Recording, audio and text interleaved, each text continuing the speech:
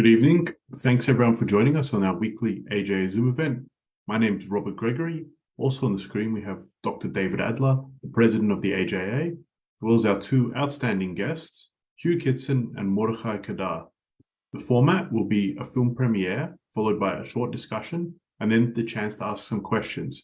If you'd like to ask a question, the best way is to raise your hand with the reaction button. Written questions can also be placed on the chat function, and if we have a chance, we may get to some. Hugh Kitson is a renowned film producer and has produced several significant films focusing on different legal and historical aspects of Israel. Dr. Mordechai Kedar is a sought-after expert on Israel, with a special expertise in Arab-related issues. Mordechai and Hugh, big thank you for joining the AJA tonight. My pleasure and my honor. Hugh, do you want to introduce your film clip and we'll play it? Yes, I will. This is episode 15 of Whose Land.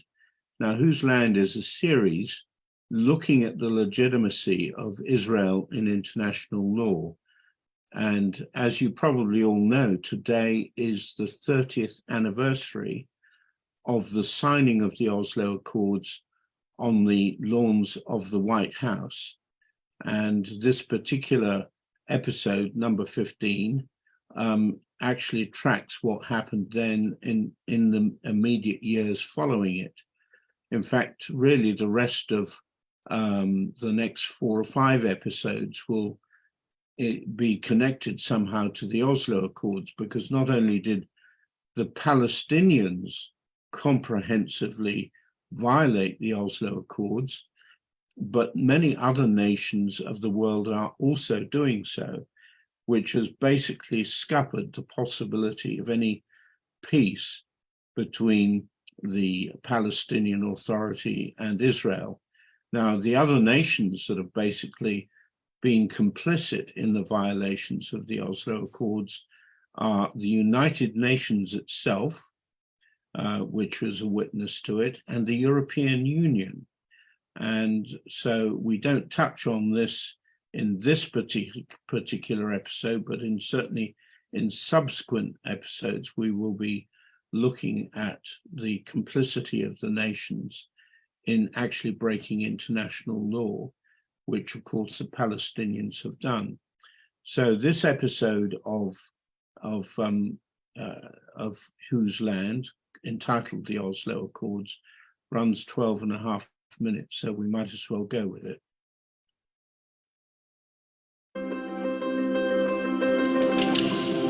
Suddenly, in September 1993, the world's media were proclaiming a new era of peace in the Middle East. In a historic and controversial move, Israel recognized the Palestine Liberation Organization, or PLO, which had committed numerous terrorist atrocities, as the official representative of the Palestinian Arabs. A declaration of principles for the negotiations for a peace accord was agreed upon. What we are doing today is more than signing an agreement. It is a revolution. Yesterday, a dream. Today, a commitment. The Israeli and the Palestinian peoples. Some 3 decades after the initial signing of what became known as the Oslo Accords and its historic handshake between sworn enemies, the dream remains a dream, the commitment never realized.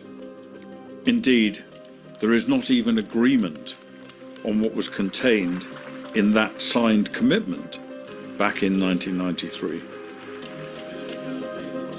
Excluded from the original Declaration of Principles at that time, by mutual agreement between both parties, was any discussion about a Palestinian state or the status of East Jerusalem.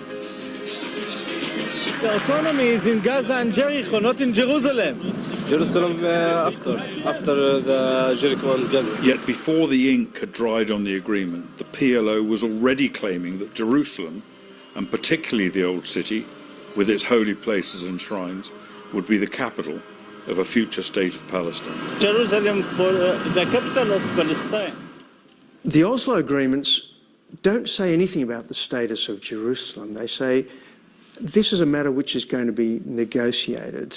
So I don't believe that the Oslo agreements in any way waive or contravene or undermine or change the status of Jerusalem prior to 1993. Interestingly, the Oslo Agreement does not talk about Palestinian statehood.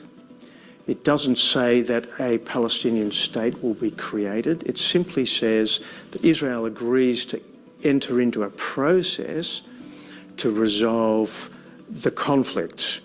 There's never been any legal commitment, legal document, treaty, agreement, contract, or formal binding resolution that's determined that the territories belong to the Palestinians, or that they're under Palestinian sovereignty, or that they're Palestinian.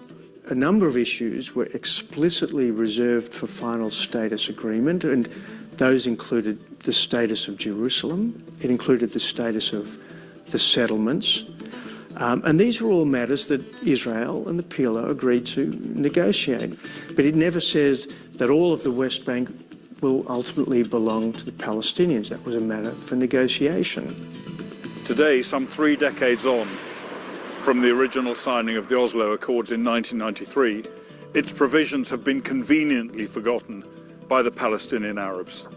In 1995, Israel and the PLO signed a further interim agreement that became known as Oslo II, which gave the Palestinian Arabs autonomous government in parts of Judea and Samaria, which includes Bethlehem behind me.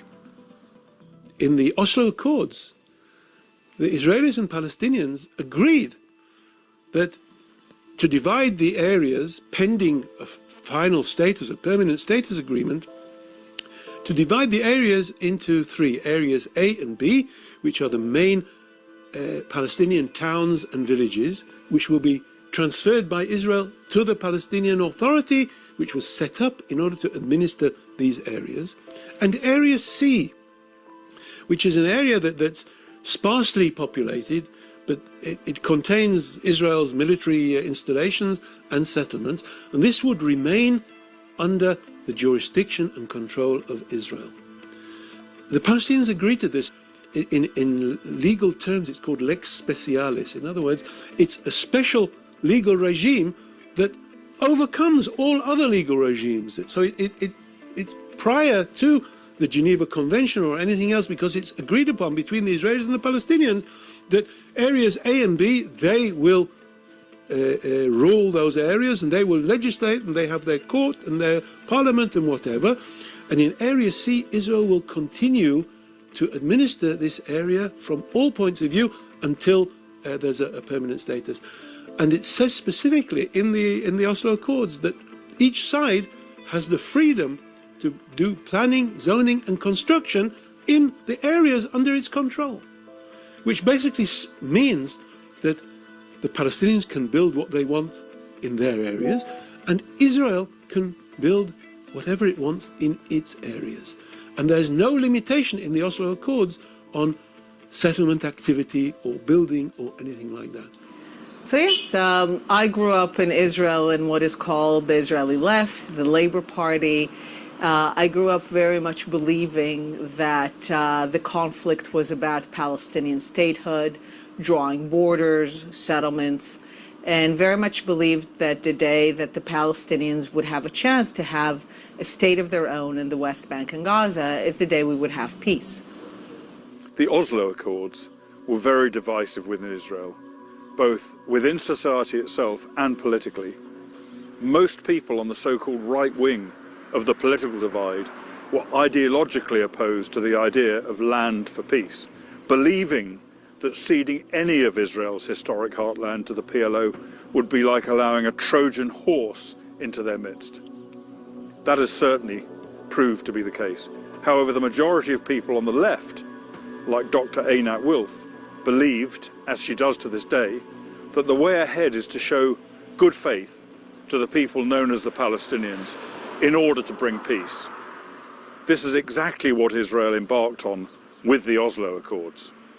In my view, personally, even though Israel has a claim and legitimate claim to the land, it should, as an act of goodwill, make it clear that it's renouncing its claim for most of it in order to demonstrate the notion that peace will be achieved when both sides recognize that they cannot have it all.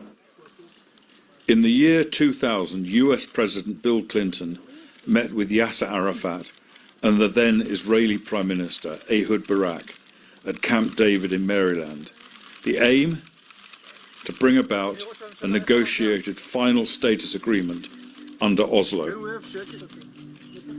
Dr. Einat Wilf was an advisor to the then Foreign Minister Shimon Peres at the time of the Oslo negotiations in the early 1990s.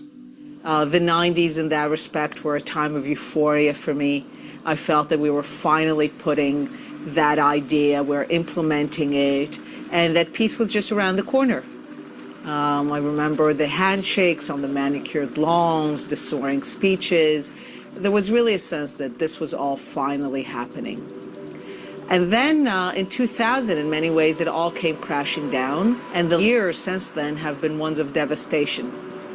Not just for me, for the Israeli left in general. In 2000 at Camp David, they're talking peace. And everyone thought at that moment, peace is around the corner. In fact, Arafat was already planning the Second Intifada. As soon as he got back home, he walked out. Simply walked out. He'd gone there as a man of peace. He actually won a Nobel Peace Prize for doing it.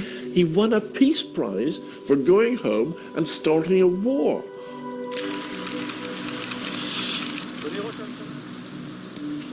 In 2000, Yasser Arafat rejected the best deal that he could have possibly got.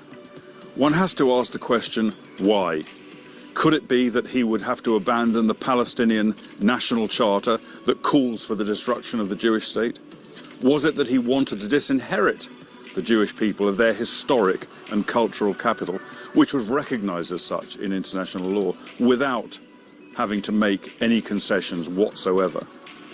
Was his ultimate aim to rip the heart and soul out of the Jewish people through the international community, compelling them to surrender their ancient capital, which is so central to their cultural, religious, and spiritual identity? They know that Jerusalem is a weak link in the chain because they know that Jerusalem is actually the center of the Jewish people, and without Jerusalem, there will be no Israel, because without Zion, there is no Zionism, and they know it very well. Unfortunately, too many countries in the world still do not recognize Jerusalem to be part of Israel because they still stick to the partition plan of 1947, which mentions that Jerusalem should be under international government.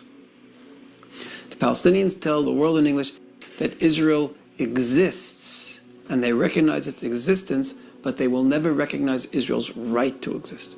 From the beginning, and I think until this very day, the main goal of the PLO on the international arena is to undermine the status of Israel as a state among the states in the world, to undermine the recognition which states gave to Israel as a state with the right to exist.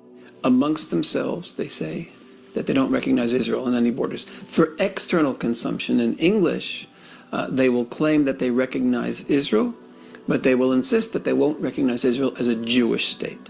Everything which they can do in order to weaken Israel and to bring it to its knees. Everything is okay. And this is actually the derivatives of the charter of the PLO. Moreover, the PLO undertook in the Oslo Accords to renounce terrorism and to amend their founding charter that calls for the liquidation of the State of Israel through armed struggle. Not only does the aim of the destruction of Israel remain the central platform of their charter, but as Israel conceded land for peace through negotiation, Palestinian terrorism actually increased in response.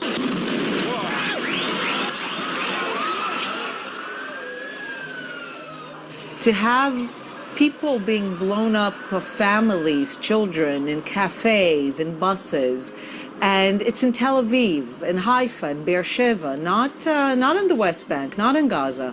Supposedly nothing controversial about these areas, but this is where families were being targeted and were being killed.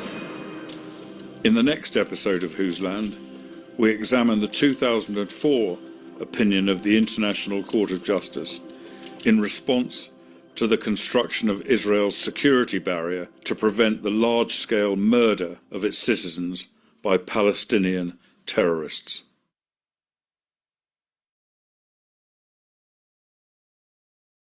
Well, thank you so much for that work, Hugh, and our special guest, Mordechai Kedar, featured in it. So I'd like to invite Mordechai to say a few words about his view on how the Oslo Accords has affected the situation in and for Israel. Well, thank you so much, David, for inviting me. Thank you so much, Robert, and you above everybody. Yes, the Oslo agreements, I still remember I was then in the army. I was a lieutenant colonel in the intelligence, was controversial, even within the intelligence. People had reservations. People knew about all kinds of things related to the PLO. Yet, the directive which descended upon us from the government through the echelons of the army was to agree to go forward with this issue. It means don't disrupt our theory of peace with facts or with information which tells a different story. This was the directive, and nobody up there in the government wanted to listen even to information which we had about the impasse of what they are going into. And the main thing, or a good example, is what Arafat said like 3 months after the establishing of the PA. It was in October 1994, when he was in South Africa, in Johannesburg, and he spoke there in a mosque. And somebody there in the audience, he gave him a hard time. How could you shake the Jews' hand? How could you give them an agreement?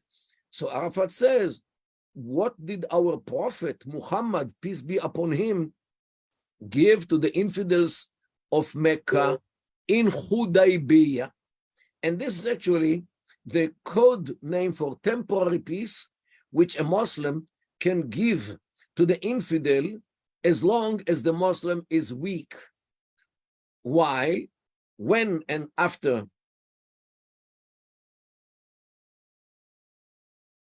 do what he has to do to the infidel, he does it in spite of the fact that he is bound or not bound with a temporary peace agreement.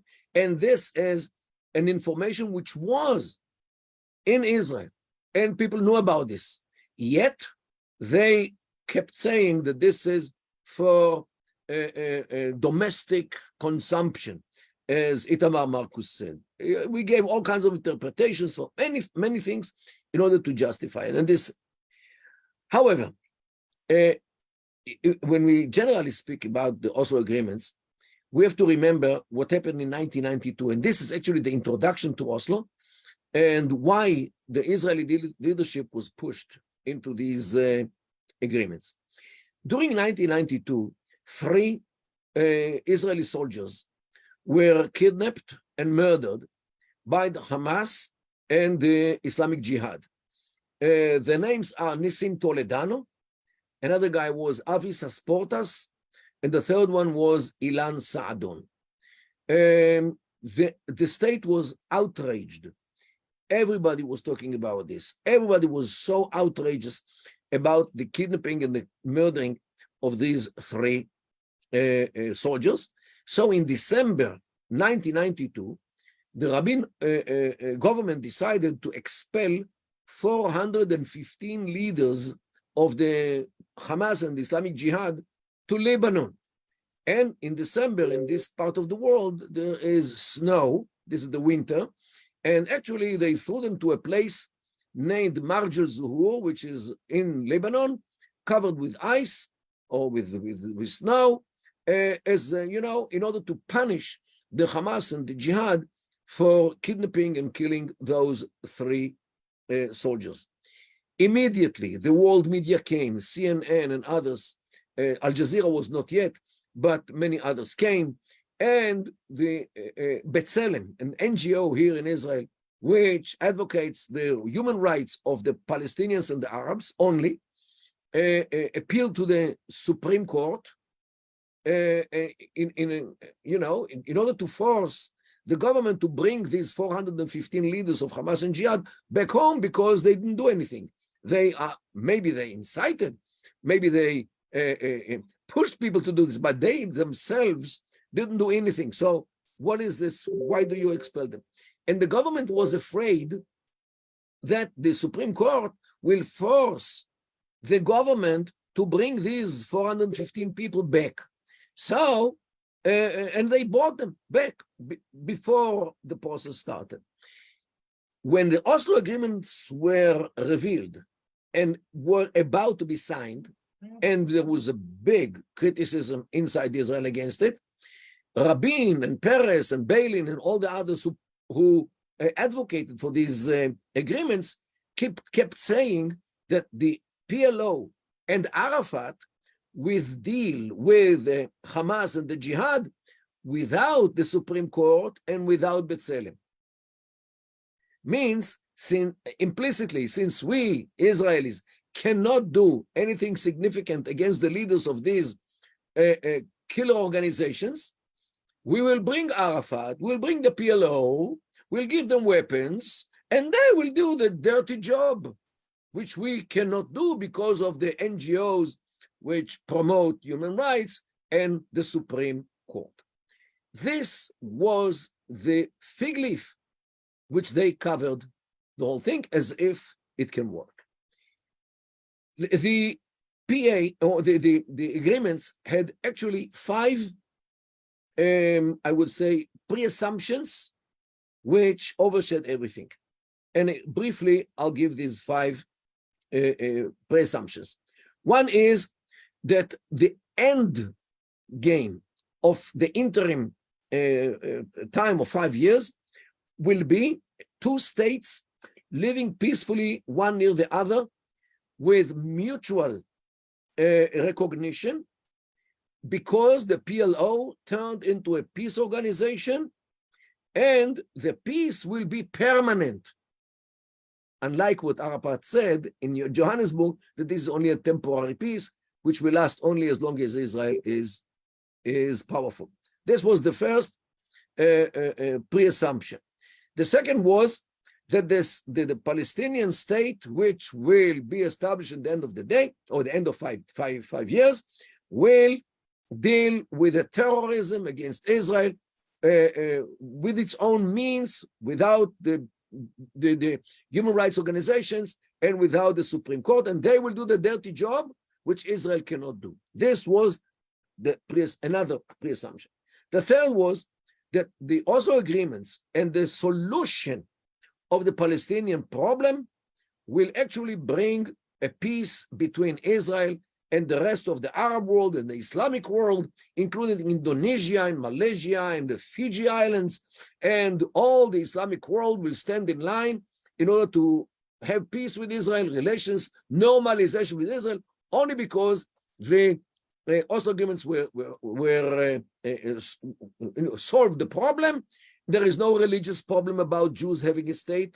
That's what they assume. They don't know about Islam anything. These people, they don't know. The Jews are not eligible to a state by Islam, because Islam considers the Jews to be Ahl Dhimma, means people who should live under the auspice of Islam.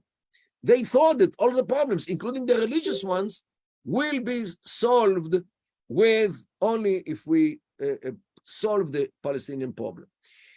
Another pre-assumption was that with the agreements and the establishing of the Palestinian Authority and state later, the anti-Semitism in the world will be significantly diminished, if not vanish at all, because the anti-Semitism or the modern source of anti-Semitism or reason for anti-Semitism is actually the struggle or the dispute with the Palestinians.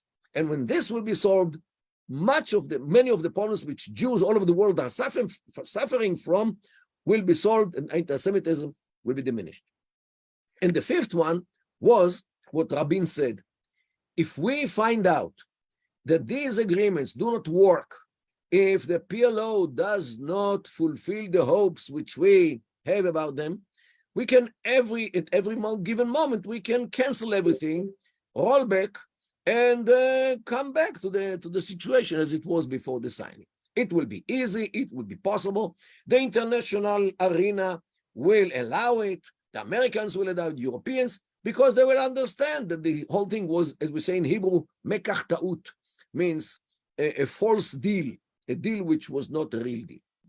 These were the five major pre-assumptions, and therefore many Israelis, even those who were concerned, trusted the government and agreed to be part of this experiment in order to see, okay, this experiment, at least retroactively, many people knew it already from the beginning that this deal does not really exist. But even those who believed in this in the beginning found out through the time, everyone in his point, realized that either all of these pre-assumptions, or at least partially, were false. And little by little, people stopped to believe in this thing and to believe in Palestinian state, which will live in peace with us, including Einat Wilf, who was part of the process. She realized, and yet I must admit, those years, I believed Rabin, especially to the fifth pre-assumption, that if things go bad, if things go wrong, he will be able, or the government will be able, or Israel will be able to withdraw from all these agreements and to cancel everything with the consent of the world. I believed that he was right by saying it. Well, I was mistaken. I was misled, like many other Israelis, and then I became much more realistic when it comes to the Palestinians. And as we all know, as Jews, we should not underestimate what our enemies say about them, about their plans, about us, about what they want to do with us. Once we ignored the signs which were, the writing on the wall, which was in Europe all the way since 1933, when the Nazi party won in the elections in Germany. It was January 33, and the writing was written with fire on the wall. My grandfather read it in 1934. He understood where Europe is going to. So in 1935, he took his family, including my mother, and came to Eretz Israel. And this is why I'm here to speak to you, because he was wise enough and clever enough to believe our enemies. When they say something, we Jews should take it seriously. And the same thing is with Oslo agreements. Since Arafat said in 1994 already that the Oslo agreements are only a temporary peace, we should have understood that this is a temporary peace and cancel the whole thing. We are not about, when you buy a house and pay the full price, you don't buy it temporarily. You buy it forever or until you sell it. Okay? The same thing is here. We give him peace, we give him the state, we give him even land. And what? Do we get a temporary peace? What will be after this? So this is actually the misconception of the government of those days. And unfortunately, they didn't listen to the voices which were totally correct by warning everybody that this thing does not walk in the right path. Let's hope that we Israelis and Jews all over the world learned the lesson from this mistake as we have already listened from the previous mistake. Thank you so much, Mordechai. We'll open for questions in a moment. I'll just give people an indication of what's coming up for next week. But as we do each week, at the end of the event, if you're not yet supporting AJA actively, and we do need active support, please go to the website, jewishassociation.org.au, where you can sign up to the email list, and there's also a donation facility, and it would be great if you use it before Rosh Hashanah and Yom Kippur. It's a mitzvah to provide some tzedakah prior to the high holidays. Next week, we have a very interesting and controversial subject, which is about the rescuing of Jewish women and girls who find themselves in relationships and taken to Arab villages, sometimes subject to abuse. And we have Sarah Medina from Yad L'Achim to talk to us about that very interesting and problematic issue. So we're open for questions, Robert. Yeah, we might just go to Hugh first, because he's part of the show. Yeah, hi, Mordechai. I've actually got two questions. To what extent did Arafat enter into Oslo in order to fulfill the 1974 phase plan, which actually I believe Mahmoud Abbas was the author of? So that's one question.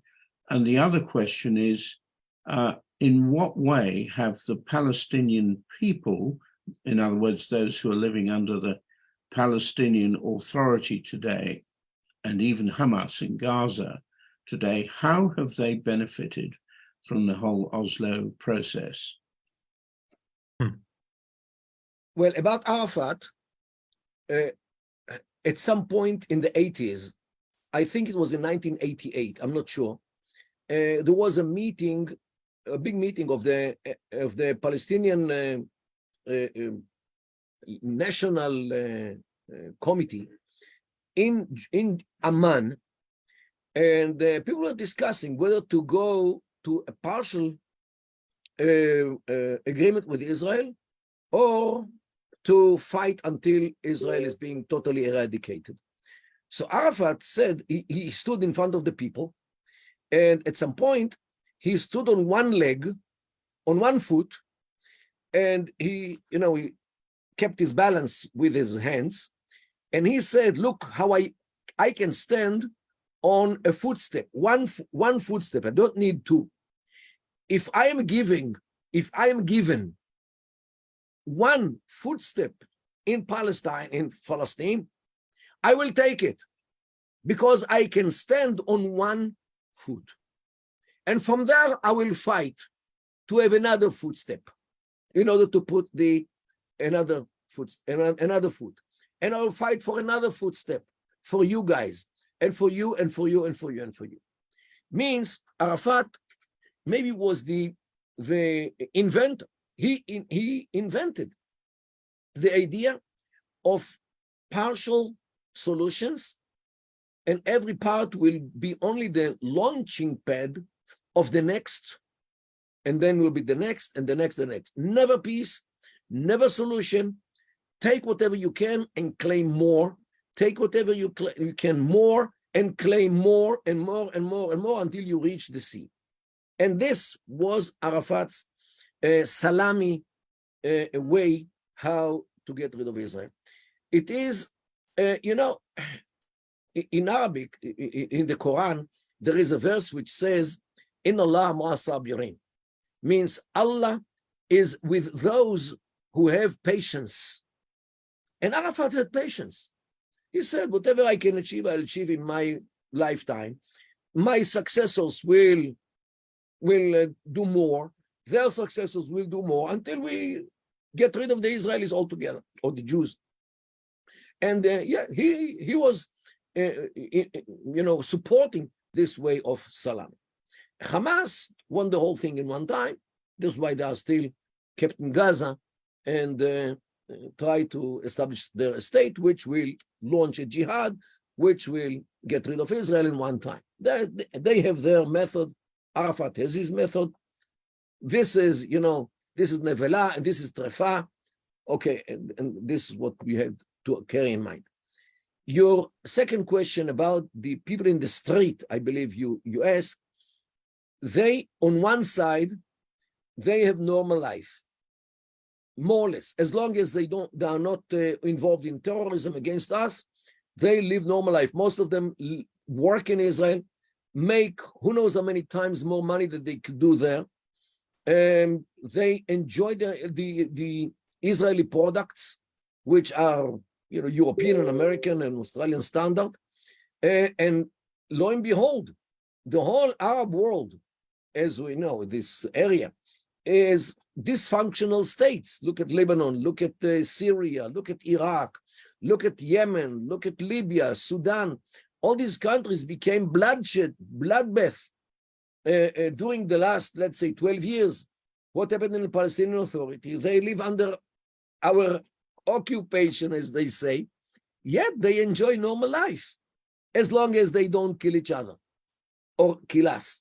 Okay? So some of them actually realize this, and they actually, I wouldn't say they thank Israel explicitly, but they know that thanks to the occupation, as some people call it, they actually live normal life. By the way, the same thing is in the Golan, which we occupied 56 years ago from Syria. The big Israel occupied them and thus liberated them from the Syrian bloodbath as we see today. So here we are. Live with Israel. It might not be nice, you might not like it, but definitely you live much better than you live under Arab regimes. So they gained this thing. However, and here I must say, there is something which they are very angry at Israel, that Israel brought these criminals headed by Arafat, and Israel created an illegitimate entity named the Palestinian Authority. Why is it illegitimate? These people who came from Tunisia, many of them were not originally from the West Bank or Judea and Samaria, rather, or from Gaza. For example, Arafat was born in Egypt, and as he got older, he returned to his Egyptian Arabic. Abu Mazen, Mahmoud Abbas, today is a PLO leader and the PA also president. He was born in Tzfat, in the Galilee. He is not, as they say in Arabic, mush minna. We would say, nicht von unserer, not from us. Yiddish, the same idea. They are not from us. And in the Arab world, you cannot control people who don't view you as their brother.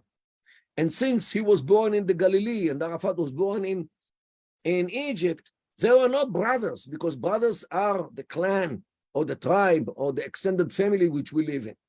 This is why, by the way, only the Emirates is a solution in the Middle East, as you can see in the Gulf, because each and every one of them is one family. Abu Dhabi, Dubai, Kuwait, Qatar, while all the conglomerates, which is comprised of many tribes, many clans, many ethnic groups, and many religious and sectarian groups, are failures, like Iraq, Syria, Sudan. And the Palestinians are Arabs. Their mindset is Arab, and their culture is Arabic culture.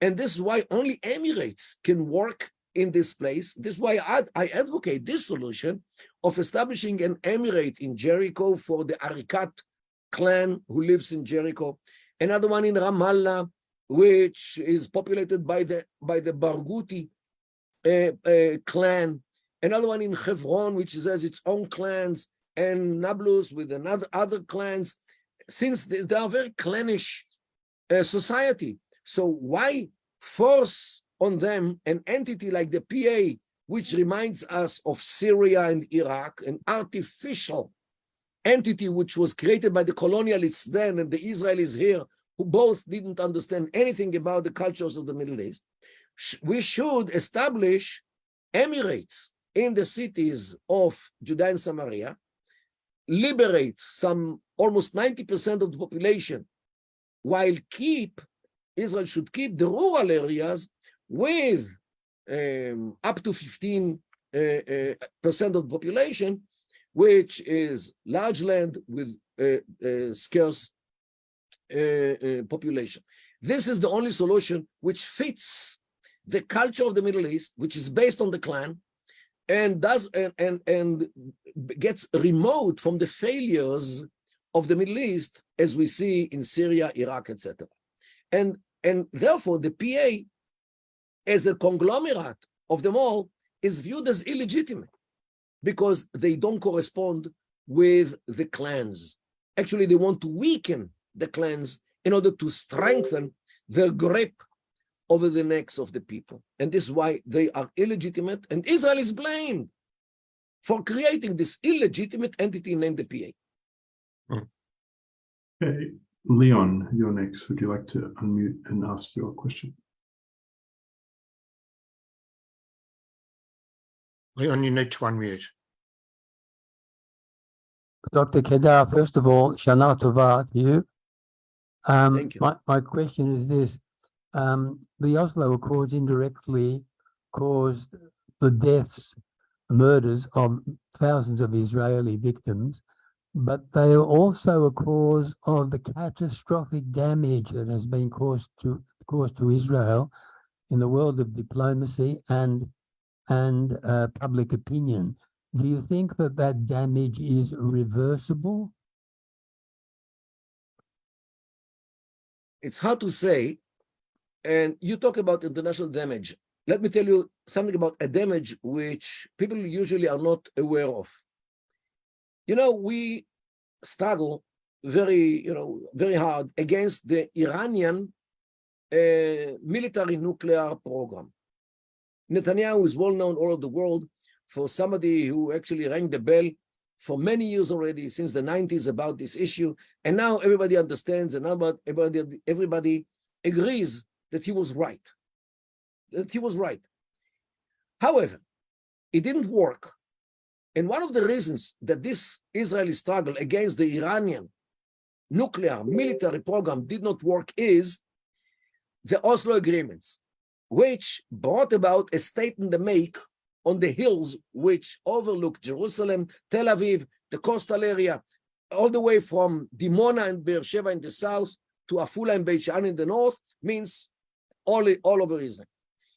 If Israel allows such a danger, means a Palestinian state in the make, above the state of Israel on the hills of Judea and Samaria, how can you complain about the danger of the Iranian nuclear program? Do you understand this?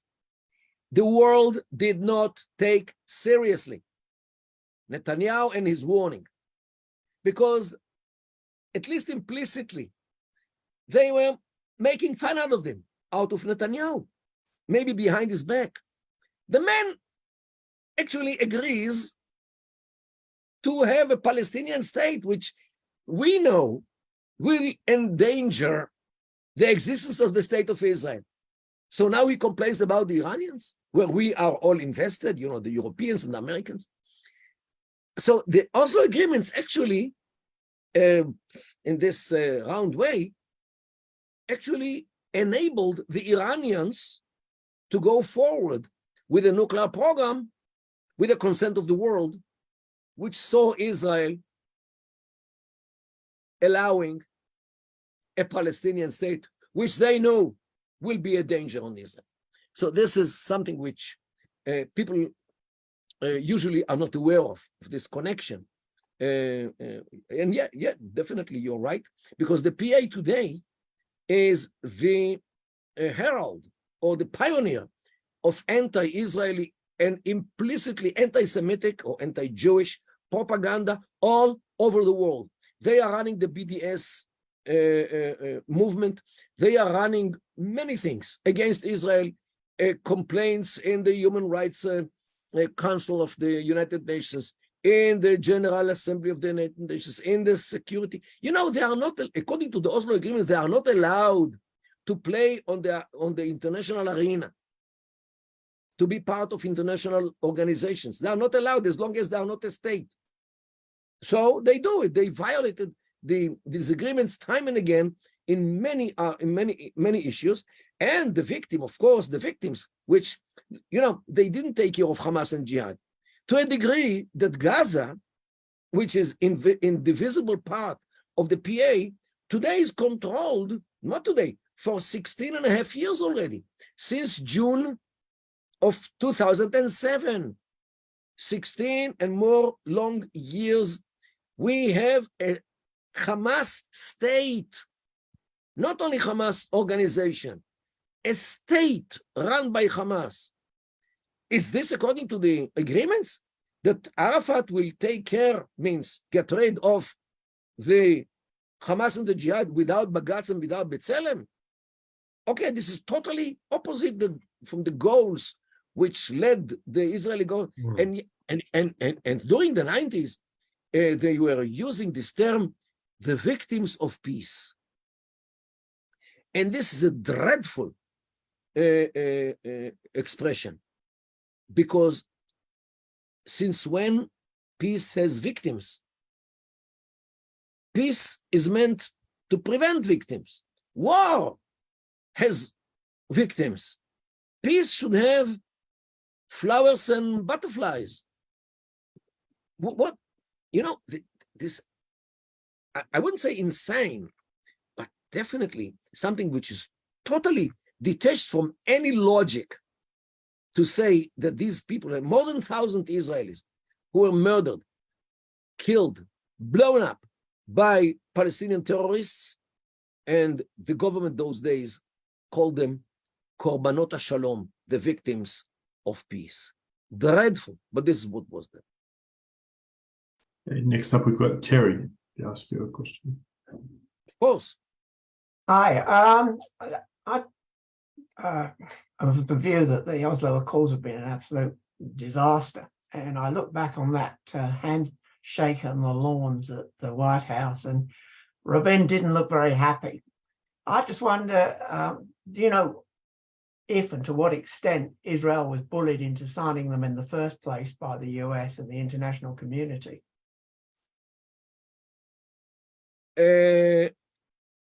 No. The international community actually created what was the Madrid conference towards the end of 1991. After the war in Iraq ended, you know, when Iraq was kicked out from Kuwait, and after the collapse of the Soviet Union, George Bush, the father, arranged this Madrid conference, which was supposed to take care of all the problems of the Middle East, between Israel and Syria, Israel and the Palestinians, about Jerusalem, about all kinds of other things. And there were committees which were in charge of all these things. One was in Moscow, one was convened in other places. This was a whole process named the Madrid process. Yet, this process led to nowhere. And some people, two academics actually, started to meet with the PLO in Oslo. This is why they are called Oslo Agreements, because they were arranged in Oslo by Terje Larsen, then the politician in Norway. And it was behind the scenes. It was, away, so nobody will know about this. Only Peres and Beilin knew about Beilin in the beginning, then he notified Peres. Only later they let Rabin know about this. It was totally secret. And don't forget, in those days, according to the Israeli law, you were not allowed even to meet with the PLO people. Means what they did was against the law. But they couldn't care less. They had their agenda that if we only give Arafat the keys, he will solve all the problems and peace will be here forever. And this is what they believed. And until this very day, I met with one of them last week. He still believes that it could work, yet because of this and that, it didn't work. They are still are stuck in their beliefs, while most of the Israelis are liberated from these dreams. Listen, the PA was supposed to be, a democratic state, as the Europeans and the Americans are invested tremendously. Once they knew about this process, they jumped on the wagon and they started to sponsor the PA, or the PA, the PA and the make, and then the PA itself. And many things of the PA are sponsored by European countries, by the Americans. I believe that Australians also throw money into this black hole of Calcutta. And the PA so far got money more than the Marshall Plan in Europe, even when you normalize the value of the dollar. To rebuild Europe after the Second World War was cheaper than what was invested in the PA so far, and the PA is still not functioning as a state. Yet it is on the verge of bankruptcy almost always. And okay, the world failed totally, no doubt, but the world still invested in this, believes in this, and believes that the PA will be a democratic state, although there is not even one democracy in Islamic societies.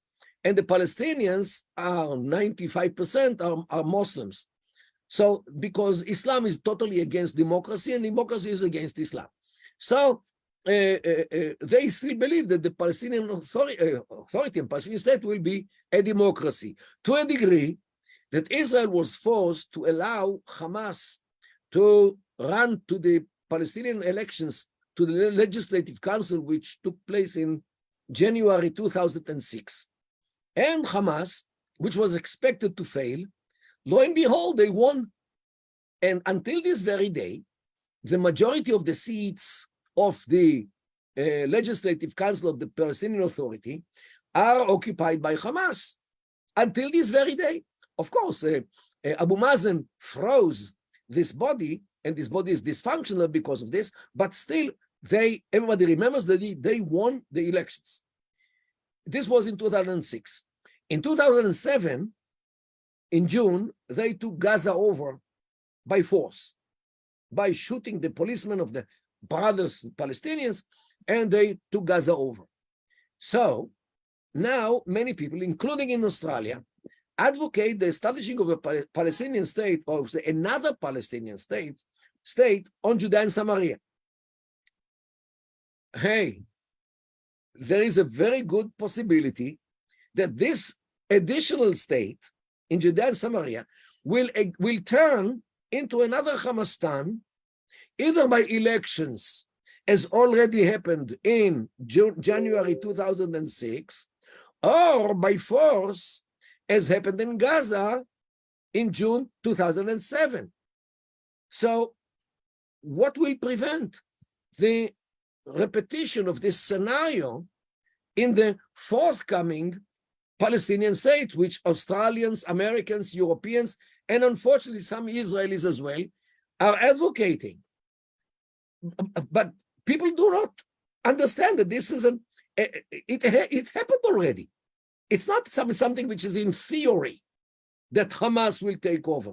It happened already in Gaza and in the PA Legislative Council. So it will.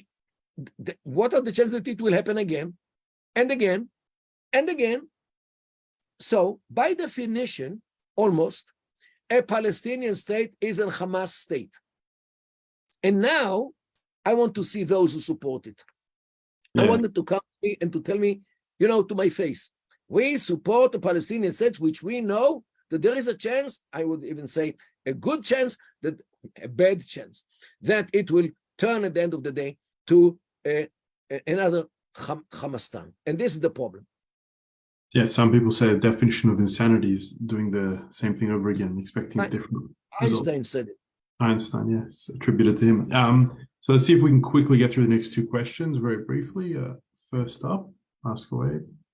Hazel, Dr. Kedar, everybody knows that after the Six-Day War in 1967, the idea of a Palestinian people was actually created by Arafat and Russia. as a way of creating a problem for Israel. So, and Jordan is 60% Palestinian. Why is Jordan never considered as part of the solution to creating a Palestinian state? Well, depends what time.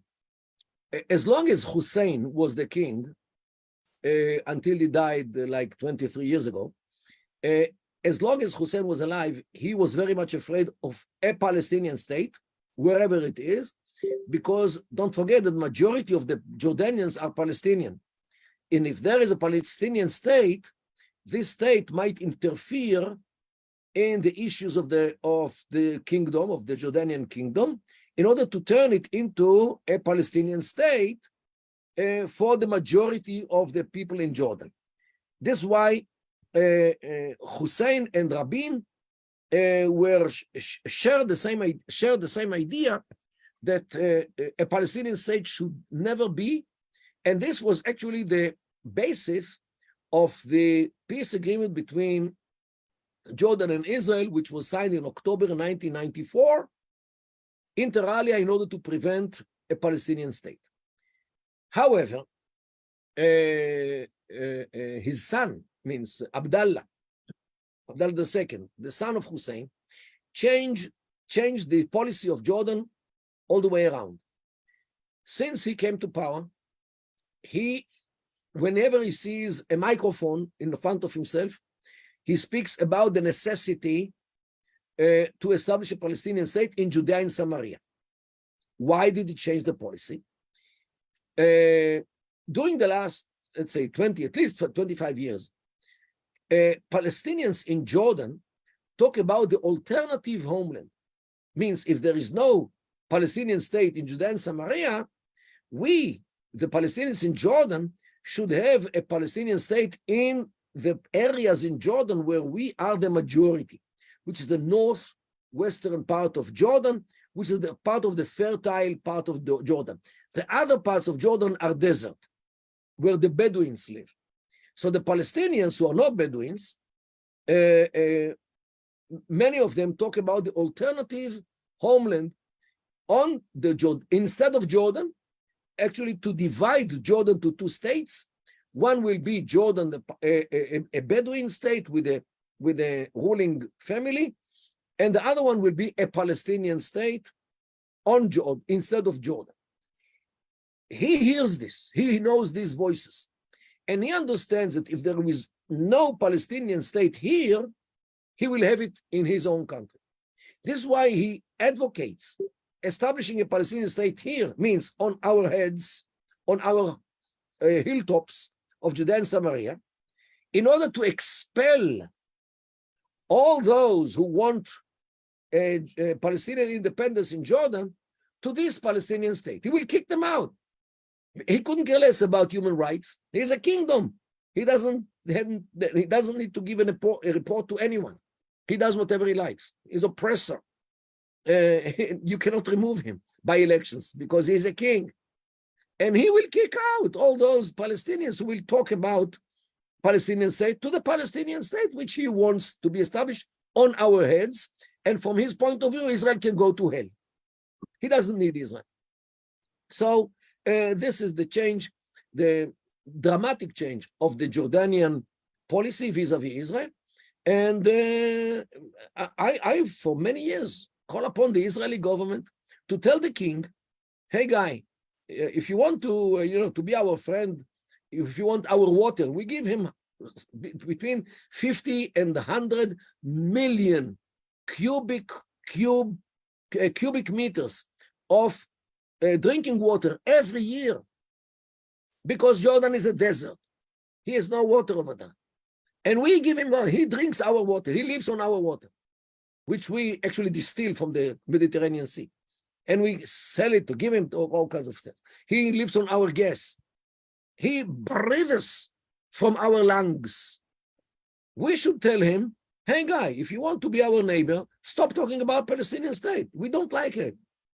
And if you want a Palestinian state, do it in your place, if you love so much the Palestinians. But unfortunately, Israel is walking on its tiptoes near the king, as if he can do anything to us. And unfortunately, we in Israel behave like, I don't know, like weak people. And we look at ourselves as weak people. They look at us as weak people as well. In the Middle East, you have to be strong. You have to be made of iron fist. And this is what you have to show all the others. 100%. Otherwise, you are not part of the Middle East. I think a lot of people could get behind that two-state solution for Jordan, divided into two states. But I think that's all we have time for, so we couldn't reach all the questions. But I want to give a big thank you to both our speakers today, to Mordechai Kedar and to Hugh Kitson. It's been a very informative session. We've learned a lot about the horrors that came from the Oslo Accords. How can everyone keep up to date with the work you're doing and follow? By the way, for those who ask, what is this flag behind it? Oh, this is the Israeli flag. This is the flag of an area named Ahwaz, populated by Arabs in Iran. They are fighting for freedom in order to dismantle Iran, and I support them wholeheartedly. So this is this flag for those who would ask what this flag is. Well, thank you. Thank you so much, and thank you to everyone for joining, and to our amazing speakers and amazing film we got to watch. Look forward to everyone joining us next week again. Don't forget, you can keep up to date with AJA at our website, jewishassociation.org.au. Join the free email list, follow us on social media. But otherwise, thank you again. Have a good night, and look forward to seeing everyone next week. Shana Tova to everybody. Shana Tova. Thank you. Shana Tova.